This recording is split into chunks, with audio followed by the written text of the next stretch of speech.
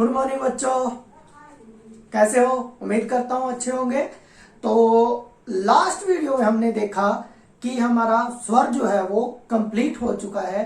तो आज हम करेंगे व्यंजन। ठीक है, तो आइए व्यंजन पढ़ते हैं। फिर व्यंजनों में हमने पढ़ा था, यहां लिख लेते हैं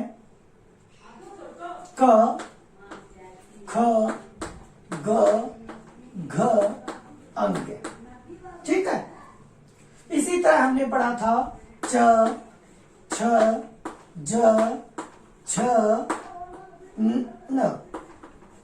इसी तरह हमने पढ़ा था ट, ठ, ड, ढ, ण। उसके बाद में हमने पढ़ा था त, थ, द, ध, न।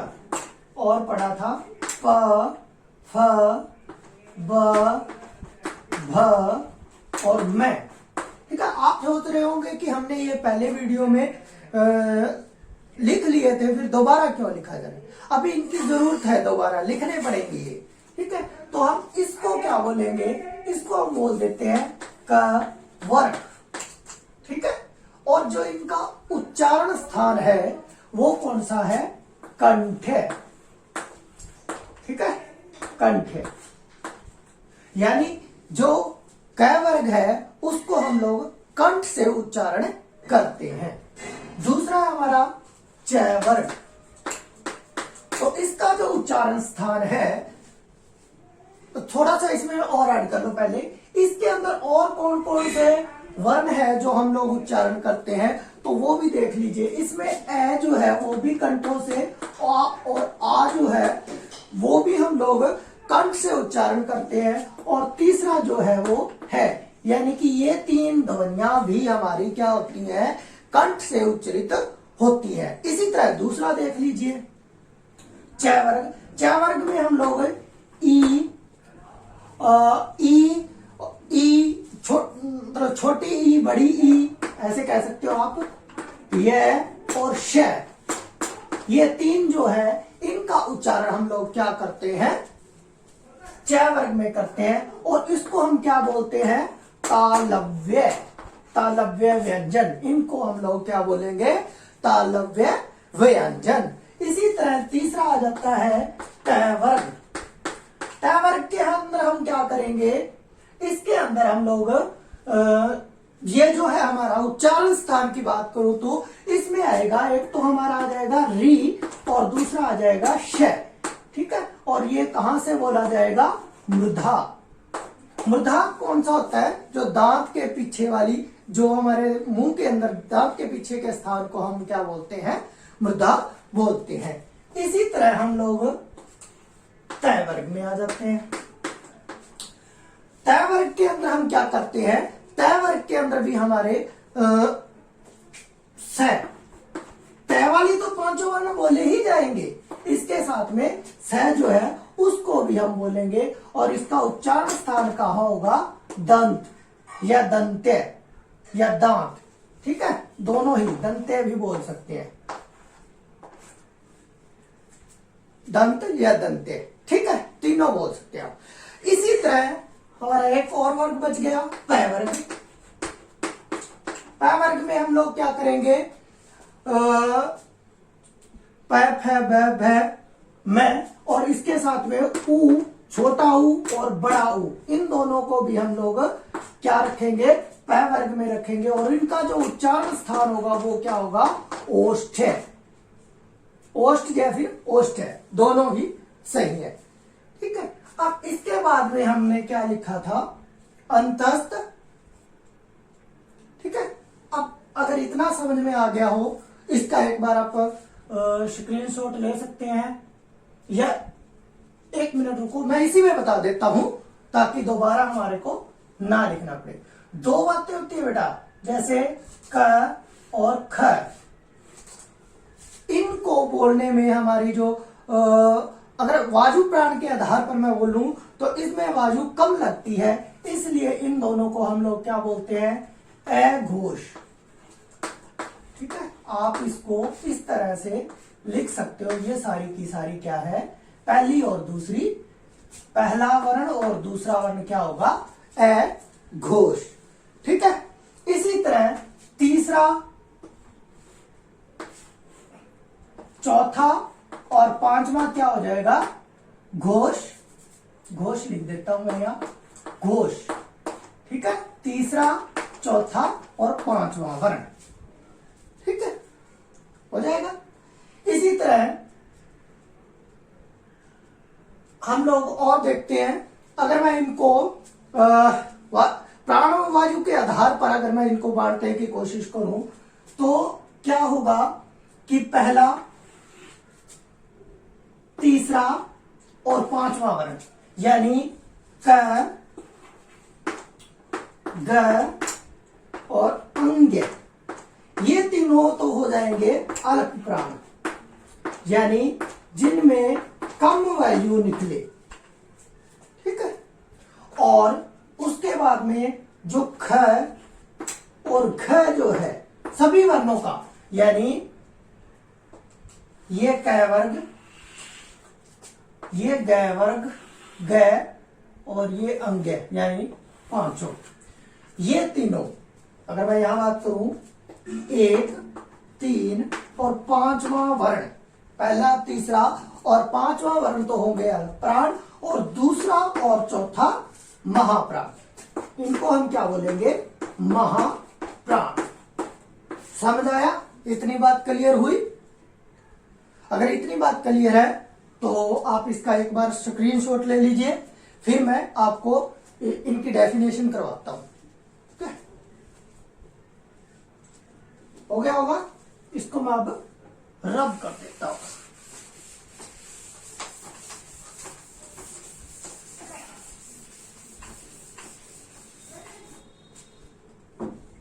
इसके बाद में हमारे पास आता है अंतस्थ।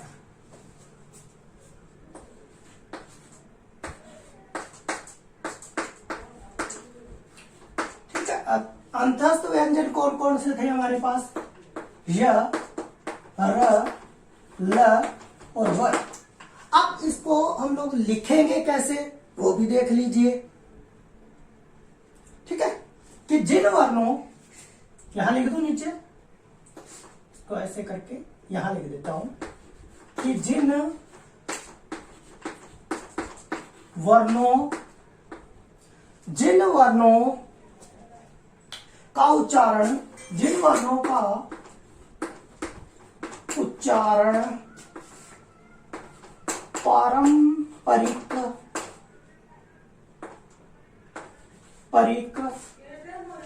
जिन वर्णों का उच्चारण पारंपरिक, जिन वर्णों का उच्चारण या पारंपरिक वर्णमाला, जिन वर्णों का उच्चारण पारंपरिक वर्णमाला, जिन वर्णों का उच्चारण पारंपरिक वर्णमाला के बीच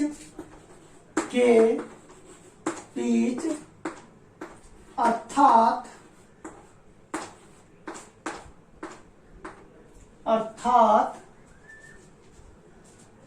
स्वरों व व्यंजनों के बीच स्थित हो, अर्थात स्वर व व्यंजनों के बीच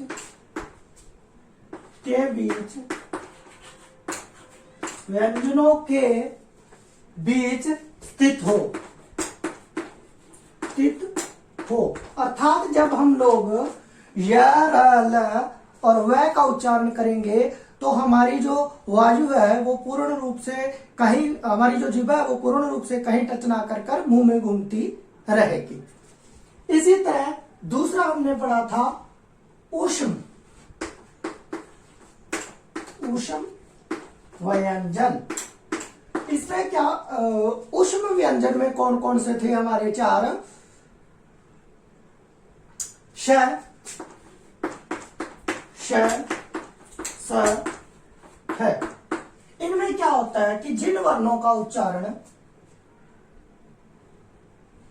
यहां लिख दो, जिन वर्णों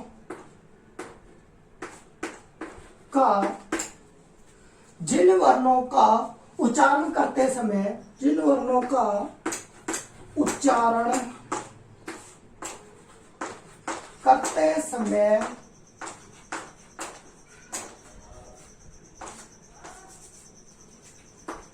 समय वायु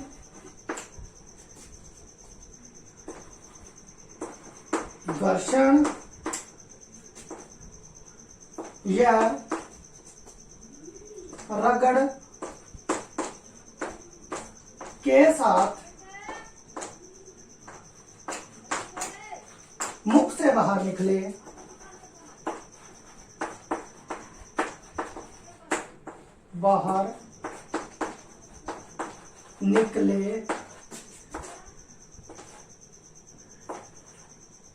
उन्हें ऊष्म व्यंजन कहते हैं। व्यंजन कहते हैं। ठीक है।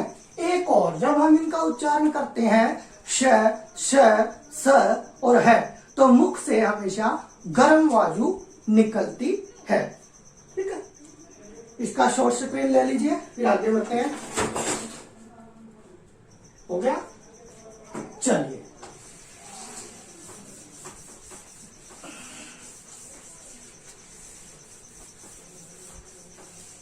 इसके बाद में और क्वेश्चन क्या बन सकता है हमारे?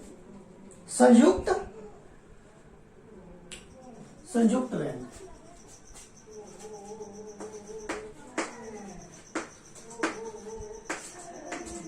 संयुक्त कौन कौन से थे? श, त्र, ज और श्र, यही थे। इसका क्या होता है? क, श, इस तरह से आप लोग इसको, और अ। ठीक है। इसमें क्या है? संयुक्त का मतलब होता है दो या दो से अधिक मिलकर जो शब्द बनते हैं। त, हलंत कर देना इनको, र और अ, और इसका क्या हो जाएगा? ज, य और अ, और इसमें क्या होगा? श और र और अ। ठीक है। ये हमारे हो जाएंगे संयुक्त व्यंजन। ठीक है। हो गया। और क्या था हमारा? उत्क्षिप्त।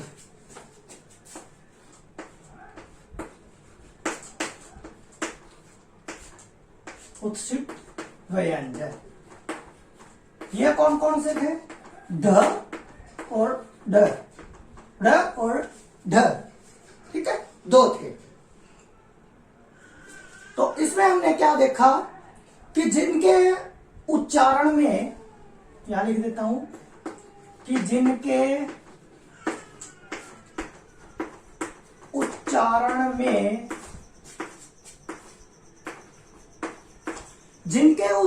में जीव पहले, जिनके उच्चारण में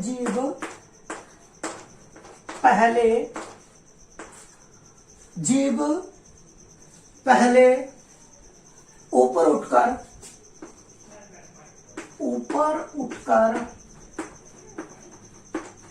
मृधा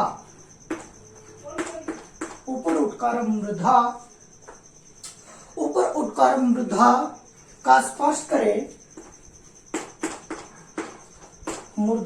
स्पर्श करे, और फिर झटके के साथ नीचे को आए, और फिर झटके के साथ नीचे आए, तो उन्हें उत्क्षिप्त व्यंजन कहते हैं। ठीक है। तो ये थे हमारे व्यंजन। इससे ज्यादा इसमें से प्रश्न नहीं बनेंगे हमारे, और इससे ज्यादा नहीं मिलेंगे। ठीक है, तो अगर अब इसमें से कहीं भी आपको दिक्कत आती है तो आप मेरे को कमेंट कर सकते हैं, मेरे से पूछ सकते हैं। और अगर वीडियो अच्छी लगी हो तो लाइक करें, चैनल को सब्सक्राइब कर लें, क्योंकि मैं आपको यहाँ पर संपूर्ण व्याकरण करवाने वाला हूं। बाय।